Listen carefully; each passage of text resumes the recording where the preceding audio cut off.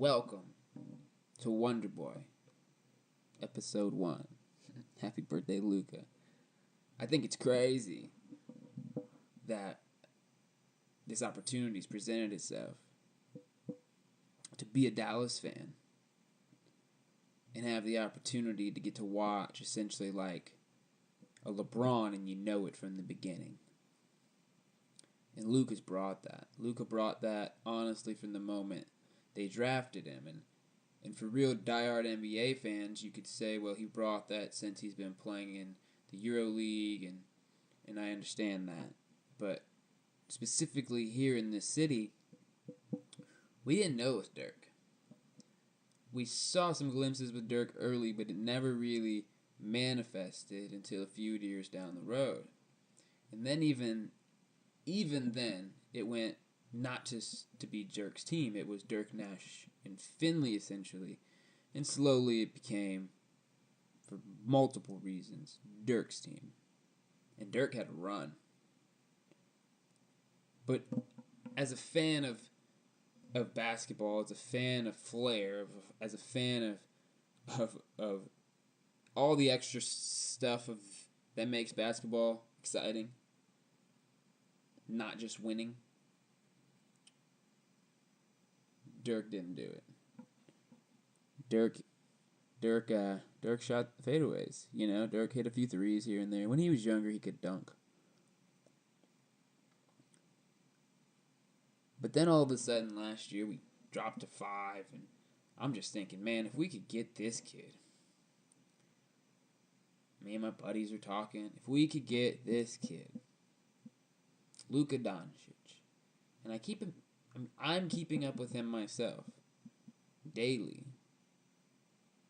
At that point, once I knew the Mavs had top 5 pick, I felt like I started following, started really watching some clips of him, and not just the highlights that you see on YouTube, but trying to find the more obscure footage. And right away, I noticed James Harden. I'll be honest, that's what I saw. That's what I saw first. I saw a step back that was exaggerated, but I saw someone who could get a defender scared you were going to create space, so therefore everything was overcompensation. And I was thinking, his stats are crap in Europe. But then you look at his stats compared to everyone else's stats, and you realize, wait, everyone's stats are crap in Europe. It's kind of like looking at NCAA ball for the most part. There's a handful of people high, and then everything else is like, oh, he leads the team in scoring with 13.6. And you're like, oh, okay. So it's kind of hidden. And I think that's crazy. You have this kid, this prodigy, essentially, overseas that America knows enough about because of the internet. Basketball fans, NBA fans know enough about. All he does is win in every level that you could win at. And yet we were lured into what we knew. And I don't know who's going to be the best.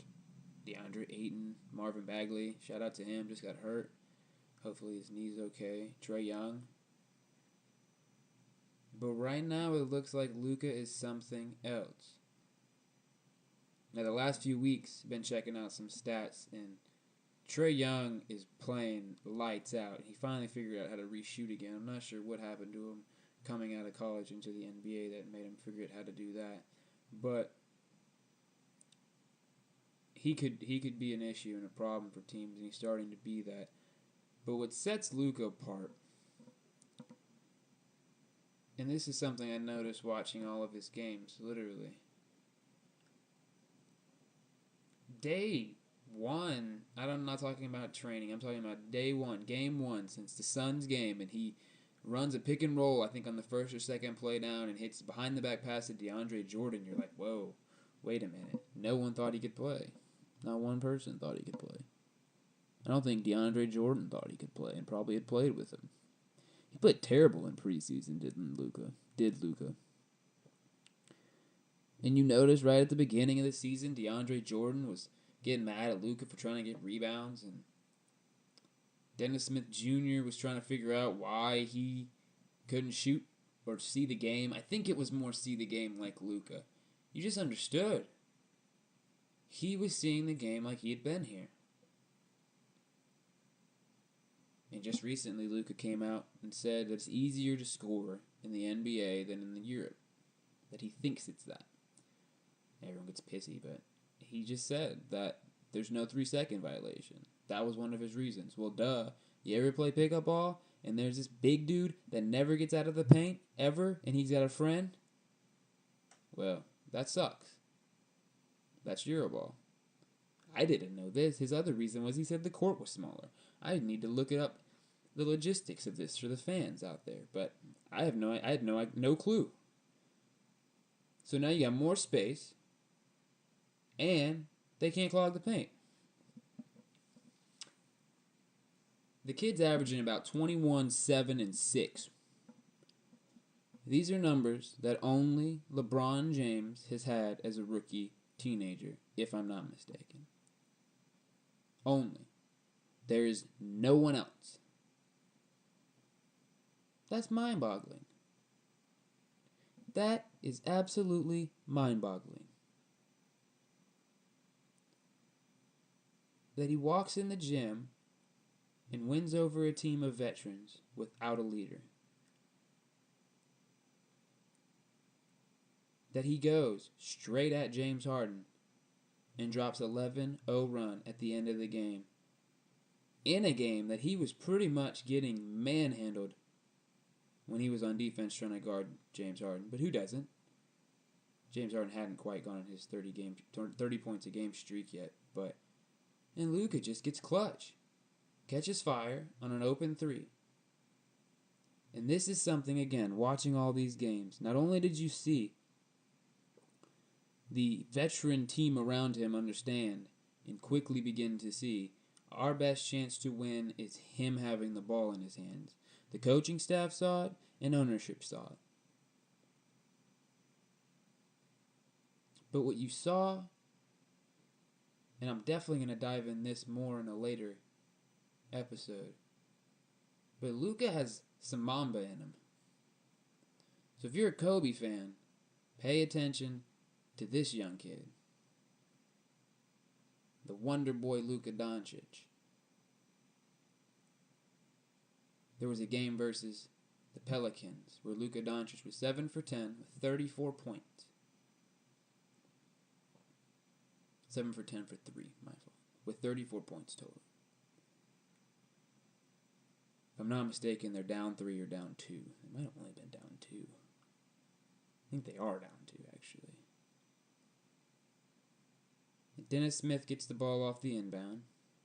No one knows what the play was written up. I don't know. It was weird. Luka was not in the picture. He was in his own backcourt, so I'm not sure how he thought he was going to get the ball and over there in 5 seconds. But if anyone, I think, besides a few people in the league, had shown me at that point that they could figure out how to do it and knew what they were doing and in control, it was him. And Dennis Smith Jr. decides to not try to figure out how to get him the ball.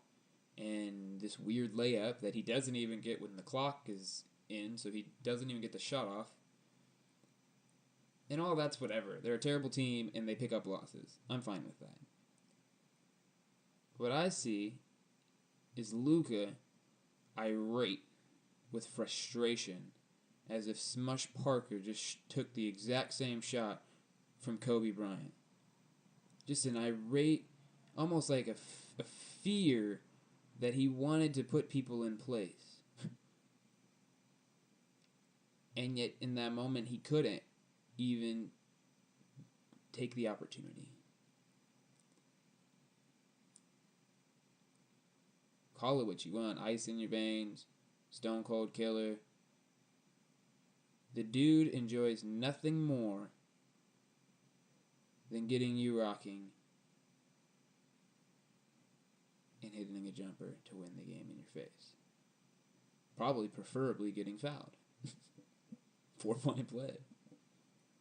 And the crazy thing is through the season, he hasn't just done it from the 3-point line. Yes, he has a tremendous step back that probably will only get better because I do think it's too exaggerated right now. James Harden is simple. It's seamless. Luka's is actually a step back. It's this crazy, enormous amount of space that he's getting people to pull off of. And he's pulling from 33 feet, 30 feet, 27 feet sometimes. It's absolutely bonkers. But that's not all he does. In the fourth quarter, he's hit pull-up mid-ranges. He's hit floaters. He's hit layups. He's dunked the ball on people, even though he doesn't do it often. His cross-court passes, his skip passes, just like Dwayne Wade said, are legitimately LeBron James-like. If there's any player I, Andrew Roldan, have watched more than any other, it's been LeBron James. Since he was 16 years old to now when he's 35. The skip passes. And Luka actually has a flare and looks off of him sometimes. Or he'll look off the corner man and throw it to Dwight Powell like a laser. Not an oop every time, a laser beam. And he gets it there just before the defender can try to reach around Dwight Powell and get a finger on it. And it never works, so then it's just a dunk. Minus the fact that Luka's been picking up a lot of turnovers post the All-Star break. And that's something else we'll have to look at later on. So I say all of this to say happy birthday again to Luka Doncic. Because I didn't expect 2018/2019 season of the NBA for the Dallas Mavericks to be this exciting. To have this much hope going into next season. And then all of a sudden, the blockbuster that we still really shouldn't talk about yet, so I won't, but his name is Kristaps Porzingis, and we'll leave that later. Weekly shows. And we'll get into some discussions. We'll do some understanding of what he did that previous week.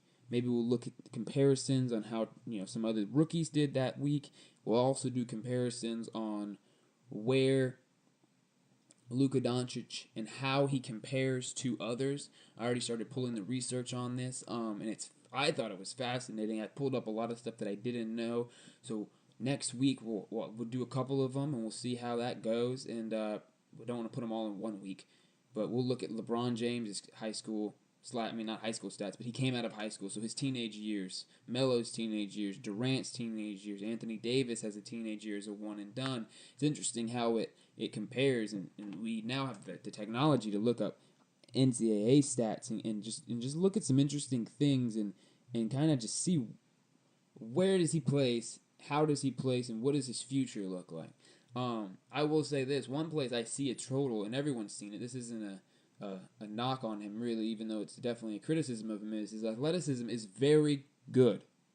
He's not an elite NBA athlete, but his athleticism, his balance, his coordination, his size, all of that mixed together is very, very, very, very good with a great basketball IQ. But he's gonna have problems guarding elite defense. He will never probably be, let's put it this way. I don't see a way he can become an elite defender. He doesn't have the lateral quickness. He doesn't have the elite jumping ability. He doesn't have the wingspan. Now I think he can become an average to above average defender for sure, with effort and knowledge. But he's not guarding those guys, and I don't know if he'll ever be able to guard those guys. There's been so many moments, and the future's bright in Dallas. He gets to play with Dirk. Now they're starting together. I think that's interesting. I don't think Dirk's leaving, by the way. I think he's going to play out one more year. I think he has all the intention to do it. I don't think he really ever wanted this to be his last year. I think the beginning of the season, the injury really messed with him, and as long as he stays healthy going into next year, I really could see and conceive that he has the want and the desire to play against Luka and Kristaps, and not just them, but Brunson and Powell, and we'll see if Barea comes back, if Devin Harris decides to come back. They moved a lot of their dead weight cap space off of the roster, and so I don't know if they're going to go after a free agent. They don't really have the opportunity to probably get a big fish, and I don't think you want one. I'm fine riding the next 5 years. We'll keep it a small frame, 3-4 years with Luka and KP. I'm fine with that. As a fan of the city, I don't think next year that team doesn't have the potential. That team does have the potential. I said it with a double negative and it was right, but they have the potential to definitely make the playoffs. And I don't think that their expectations should be more than that. Kristaps, I don't think, has ever made the playoffs in the Knicks. And Doncic obviously hasn't made it here in Dallas. At least yet. And if somehow he can drag this team now with like 20 games left, who's already 7 games under 500, all the way into the 8th seed, watch out NBA. But I don't think that's going to happen. I think they're going to lose their pick. I would love for them to somehow get Zion. Could you imagine Luka Doncic and Zion Williamson on the same team? That would be like a match made in heaven. But that's out of the picture. They have no picks. But they got pillars.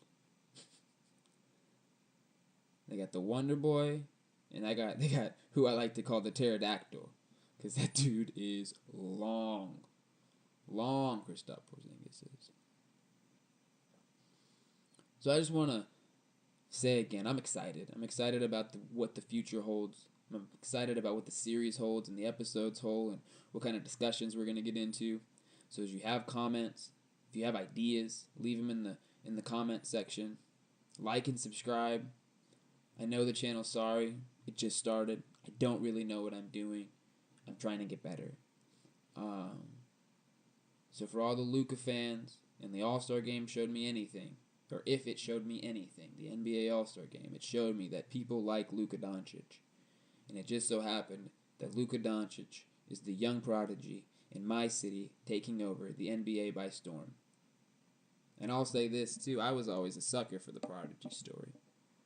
Whether in athletics or whatever it is. Usually athletics is the way it's seen, but I think for me it started because I watched Dragon Ball Z growing up, and it was one thing to see Goku turn Super Saiyan fighting Frieza and Piccolo and all these things, but it was another thing to see Gohan come out of the hyperbolic time chamber and then reach Super Saiyan 2 for the first time. And your thought is the same as what the writers made Vegeta and Piccolo think. You're like, this is Trunks think. This is spectacular. This is something we don't understand. And that's what I see in Luka. I see a player who's like a LeBron. The only difference was he didn't grow up in our backyard. And so we're a little late to the party. I don't know if they have rings in Europe, but the kid's got rings already. He's got championships already. And he has them for Real Madrid. This is probably my closing conversation statement here.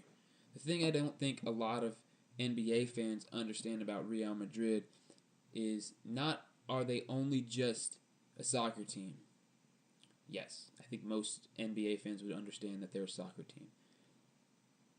But they run, it's an organization built around sports. It would almost be like if Jerry Jones owned the Cowboys and owned the Mavericks and the Rangers and the Stars. They build these entities up over there. And for Luka Doncic to go there at a young age and dominate on that circuit and then get to be promoted at 16, which is something else we will talk about, the high school age of players playing in the NBA or any sport, but that'll be an interesting conversation. Might have a guest on for that one, so stay tuned for that. But that Luka gets to play his 16, 17, 18/19-year-old seasons for Real Madrid and play against previous NBA players, ex-NBA players, ex-college players, obviously EuroLeague players at multiple different levels of it. Excuse me. And so, I do think, and he says this, I wish I could find the video. In the future, hopefully to get better videos too. I do apologize, but I wanted to get this content out and just really have something to work with. But he said in one of his interviews that all this year it was NBA. It was win games, for sure, but NBA. They didn't want to lose a game. I think they lost 5, Real Madrid. And that it was NBA. And he said all of his teammates were the reason he believed he could get to the NBA. Because they were NBA players, ex-NBA players, telling him, essentially, probably just confirming him in who he was, the WonderBoy.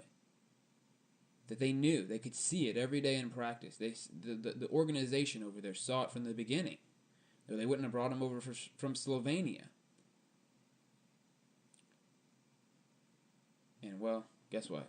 Somehow the Mavericks trade the 5th pick in the 2018-19 NBA draft and future considerations of picks for Luka Doncic, for the rights to Luka Doncic for Trae Young's rights. Totally mind-boggling. Totally happy. Can't wait, again, like I said, to see what the future holds. And can't wait to be back in the playoffs. So Luka, for all the memories, for all the big shots, for all the excitement, for all the passes, for all the fire and the intensity, for all the silliness that shows that you're still just a kid, for all the bumps, bruises, and black eyes that you've had all season long, from dealing with NBA players that thought they were better and had earned more than you, and all of the nonsense you may have had to put up with, and all the good things you had to put up with, I wish you a happy birthday. Have a great 20.